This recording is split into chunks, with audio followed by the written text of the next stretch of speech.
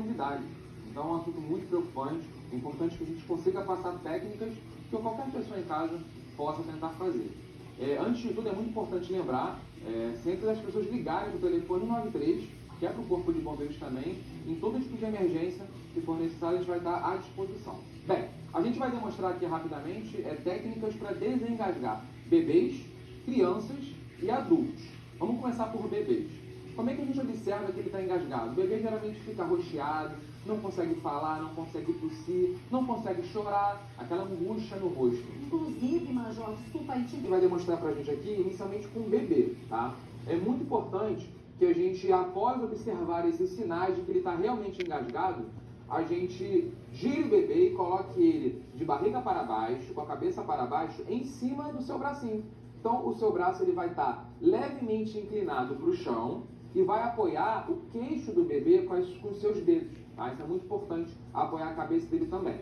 Vai localizar entre os ombros do bebê, tá? Uma linha no meio dos ombros e vai dar 5 tapas vigorosas, de maneira que a mão deslize um pouco para frente.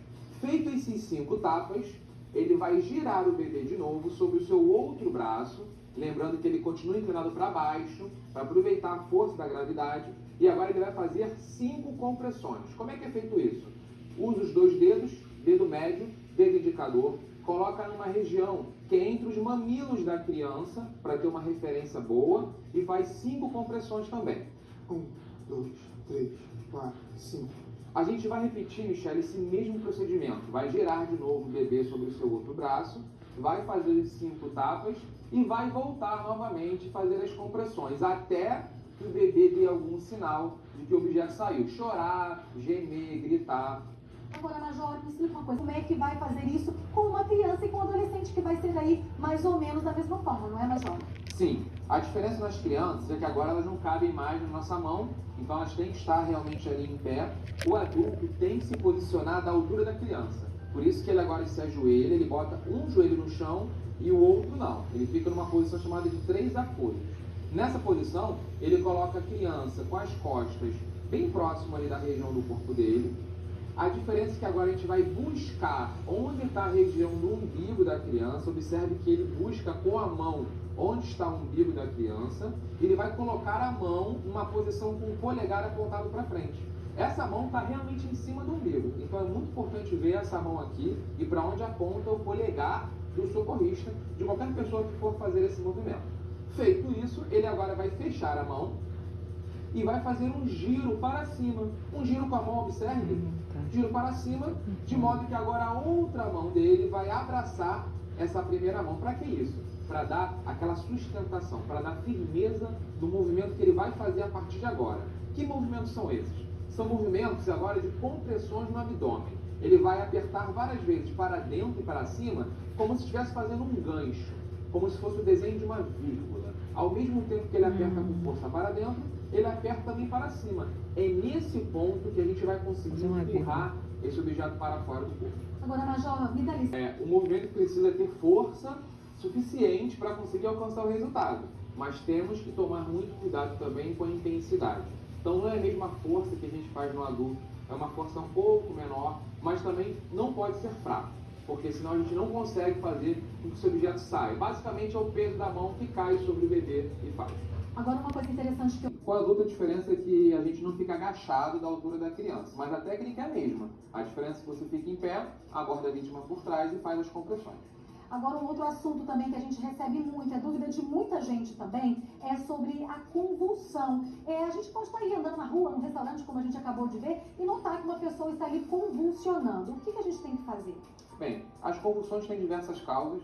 O mais importante é que a gente não tente conter a vítima, puxar a língua, colocar alguma coisa para evitar, porque esse momento da convulsão é o momento que ele tem várias ações descoordenadas no seu corpo. É normal que na convulsão as vítimas caiam no chão. Então a primeira coisa é proteger essa vítima ao cair no chão. Apoiar ela, deitá-la e proteger a cabeça, que geralmente ela pode bater a cabeça em algum objeto e se ferir gravemente. Feito isso, a vítima ela vai ter um momento em que ela vai ter um relaxamento, ela vai ficar próxima de ficar inconsciente mesmo, e é ali que reza o grande perigo. Porque nesse momento, aquele excesso de saliva que a gente conhece, que ela começa a jogar realmente para fora, pode ser inalada, pode ir para o pulmão da vítima. A gente fala que isso é broncoaspiração. Por isso que vítimas que tenham convulsão, a gente sempre recomenda que deixe de lado, lateralize a vítima até que chegue o socorro médico. Nunca deixe a vítima de barriga para cima. Tá vendo aí, ó? Bom saber, né? Agora, Major, tem mais perguntas no telão das pessoas, vamos ver. Qual a maneira correta de se fazer? Sim. Bem, as paradas cardíacas, né, são a grande responsável por muitas mortes no mundo. Por isso que é muito importante a gente saber como faz essa reanimação cardíaca, que a gente conhece como massagem no dia a dia.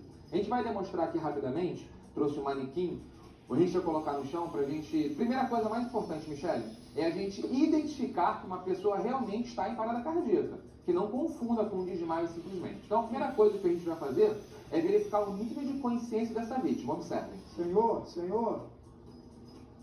Ele chamou pela vítima, a vítima não respondeu, não se mexeu, aparentemente não fez nenhum tipo de gemido, então ela está inconsciente. Nesse momento, a gente vai acionar o telefone 93 ou pedir para alguém ligar enquanto você começa a fazer as manobras. Antes de fazer as manobras, Michele, é muito importante que a gente confirme que ela está em parada cardíaca. Como é que a gente pode fazer isso? A gente vai olhar para o peito da vítima, para essa região aqui do peitoral, do tórax, e vai levar ali uns 5, 10 segundos, observando se esse peitoral se mexe. Se ele não se mexer, é sinal de que realmente ele pode estar em parada cardíaca e iniciar o quanto antes essas compressões que a gente conhece como massagem. Como é que a gente faz essas compressões? Qual é a velocidade? Qual é a posição? Vamos falar disso agora. Vamos lá. Posição das mãos. Ele vai encontrar a linha entre os mamilos da vítima. No meio dos mamilos, ele vai colocar o dedo e vai posicionar uma das mãos. Que parte da mão que vai, Michele? O calcanhar da mão. É essa parte mais forte que a gente tem. E agora vai usar a outra mão, vai entrelaçar, tá? Isso sempre no adulto. Feito isso, os braços ficam bem esticados. Observe que os braços do socorrista ficam bem esticados. Ele vai começar agora a fazer compressões com força em cima do peito da vítima. O braço sempre esticado, O braço né? sempre esticado. Observe que a frequência não pode ser nem muito devagar, nem muito rápido. Qual é a frequência recomendada? É em torno de 2 vezes por segundo. Vamos pensar que dentro de 1 minuto a gente faz ali 120 vezes. Para facilitar, a cada segundo você faz 2 vezes essa compressão no peitoral da vítima. Durante quanto tempo que a gente tem que fazer isso? A gente faz até chegar o socorro. A gente faz até a vítima dar algum sinal de que realmente ela voltou à consciência. A gente não para de fazer em hipótese alguma. Porque em alguns casos, né, que é o caso, né, de salvamento que a gente vê aí, a gente está aí no Rio de Janeiro, nas praias, a gente vê que em alguns casos existe a massagem cardíaca e aquela pausa para fazer aquela respiração. Então, nesse caso, como é apenas a parada cardíaca, não se trata de nenhum tipo de salvamento, por exemplo, marítimo, então a massagem continua até a chegada do socorro. Sim, a gente quando vê nos vídeos, nas praias, os bombeiros utilizando a ventilação na vítima, aquelas máscaras que jogam ar na vítima, é porque a literatura recomenda que profissionais da saúde façam isso. Mas, para qualquer pessoa de casa, os leigos, as pessoas que moram, que não são bombeiros, elas não devem fazer inicialmente essa ventilação. Só quem tem treinamento. Então, aqui no caso, a gente ensina a fazer só a compressão, porque a eficiência é muito próxima, então vale a pena ficar só na compressão. Por que a compressão é importante? Porque a gente está aguardando nesse momento, Michele, chegar o socorro médico.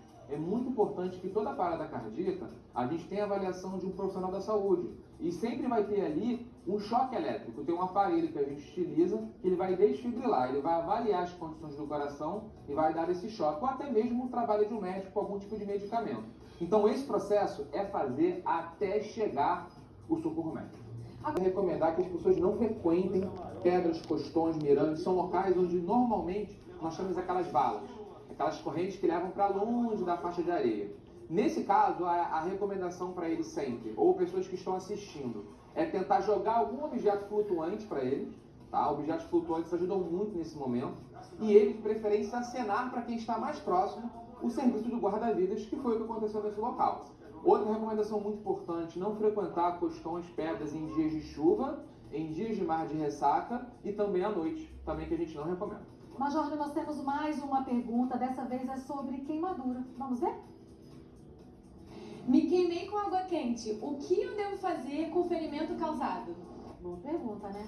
Bem, a primeira coisa é a gente resfriar imediatamente essa queimadura, tá? A água corrente, não pode ser uma água gelada, não pode ser gelo. Recomendação é sempre água corrente em temperatura ambiente. Outra coisa muito importante, se for uma queimadura um pouco mais longa, um pouco mais extensa no corpo, é importante que a gente retire roupas, joias, qualquer tipo de metal que pode estar ali agregando calor, segurando o calor no corpo. Não se deve fazer nunca pasta de dente, manteiga, pó de café, a gente não recomenda, não tem comprovação científica, não façam isso. E a gente sempre recomenda, sempre ter uma avaliação médica, transporte essa vítima para um pronto-socorro, para que possa ser avaliada e de preferência com pedaços de gás em cima da própria queimadura, para que proteja contra infecções do próprio ambiente. Tá joia? Agora, para fechar, Major, mais uma pergunta. Dessa vez é sobre o kit de primeiros socorros. Olha só. Minha dúvida é quais itens de Gases, sempre aquela gase no pacote fechado, que está esterilizada, ataduras.